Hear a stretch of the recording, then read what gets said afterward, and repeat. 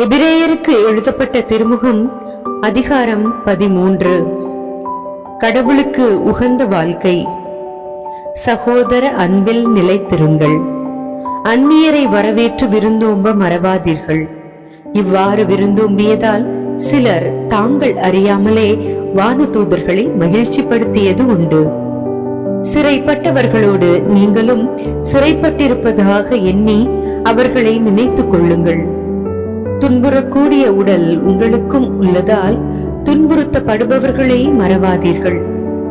திருமணத்தை அனைவரும் உயர்வாக மதியுங்கள். மனவரை படுக்கை மாசுராமல் இருக்கட்டும். காமுகரும் விபச்சாரத்தில் ஈடுபடுவோரும் கடவுளின் தீர்ப்புக்கு ஆளாவர். பொருள் ஆசையை விலக்கி வாழுங்கள். உள்ளதே போதும் என்றிருங்கள். ஏனெனில் நான் ஒருபோதும் உன்னை கைவிட மாட்டேன், உன்னை விட்டு விலக மாட்டேன் என்று கடவுளே கூறியிருக்கிறார். இதனால் நாம் துணிவோடு, ஆண்டவரே எனக்கு துணை, நான் அஞ்ச மாட்டேன், மனிதர் எனக்கு எதிராக என்ன செய்ய முடியும் என்று கூறலாம். உங்களுக்கு கடவுளின் வார்த்தையை எடுத்து சொன்ன உங்கள் தலைவர்களை நினைவு கூறுங்கள். அவர்களது வாழ்வின் நிறைவை எண்ணி பார்த்து நீங்களும் அவர்களைப் போல நம்பிக்கை உடையவர்களாய் இருங்கள். இயேசு கிறிஸ்து நேற்றும் இன்றும் என்றுமே மாறாதவர். பல்வேறு வகை நூதனமான போதனைகளால் கவரப்படாதீர்கள். உணவு பற்றிய விதிகளை கடைபிடித்தல் அல்ல, அருளினால் உள்ளத்தை உறுதிப்படுத்துதலே சிறந்தது. உணவு விதிகளை கடைபிடித்தவர்கள் எப்பயனும் அடைந்ததில்லை. நமக்கு ஒரு பலிபீடம் உண்டு. அதில் படைக்கப்பட்டவற்றை உண்பதற்கு கூடாரத்தில் திருப்பணி செய்கிறவர்களுக்கு உரிமை இல்லை. விலங்குகளின் இரத்தத்தை பாவம் போக்குவதற்கென தலைமை குரு தூயகத்திற்குள் எடுத்து செல்கிறார். ஆனால் அந்த விலங்குகளின் உடல்கள் பாளையத்துக்கு வெளியே சுட்டெரிக்கப்படுகின்றன.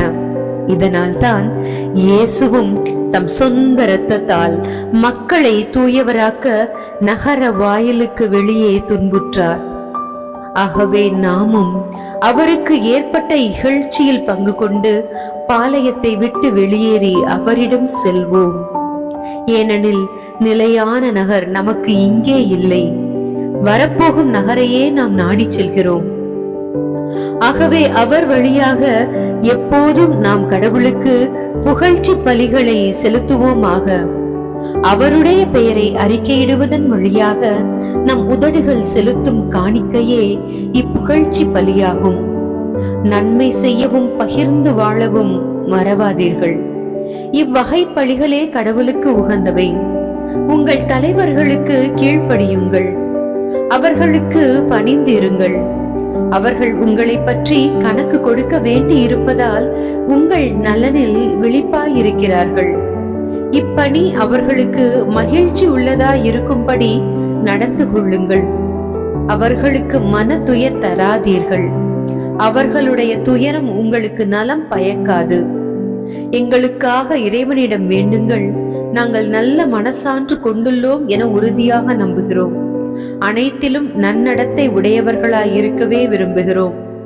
உங்களிடம் நான் மீண்டும் விரைவில் வந்து சேரும்படி நீங்கள் இறைவனிடம் வேண்ட உங்களை வருந்தி கேட்டுக்கொள்கிறேன். இறுதி வாழ்த்துரை.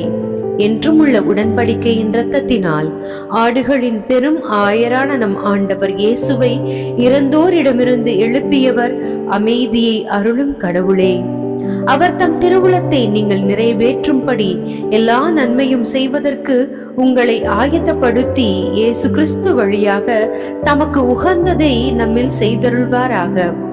இயேசு கிறிஸ்துவுக்கே என்றென்றும் மாட்சி உரித்தாகுக. ஆமென். முடிவுரை.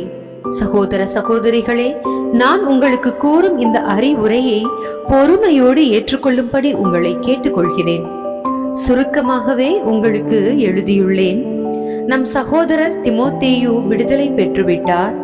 அவர் விரைவில் வந்து சேர்ந்து விட்டால் அவரோடு நான் உங்களை வந்து பார்ப்பேன் என்பதையும் தெரிவித்துக் கொள்கிறேன். உங்கள் தலைவர்கள் அனைவருக்கும் இறைமக்கள் யாவருக்கும் வாழ்த்து கூறுங்கள். இத்தாலியா நாட்டிலிருந்து இங்கே வந்திருப்போர் உங்களுக்கு வாழ்த்து கூறுகின்றனர். இறை அருள் உங்கள் அனைவரோடும் இருப்பதாக. ஆண்டவர் வழங்கும் அருள்வாக்கு. இறைவா உமக்கு நன்றி.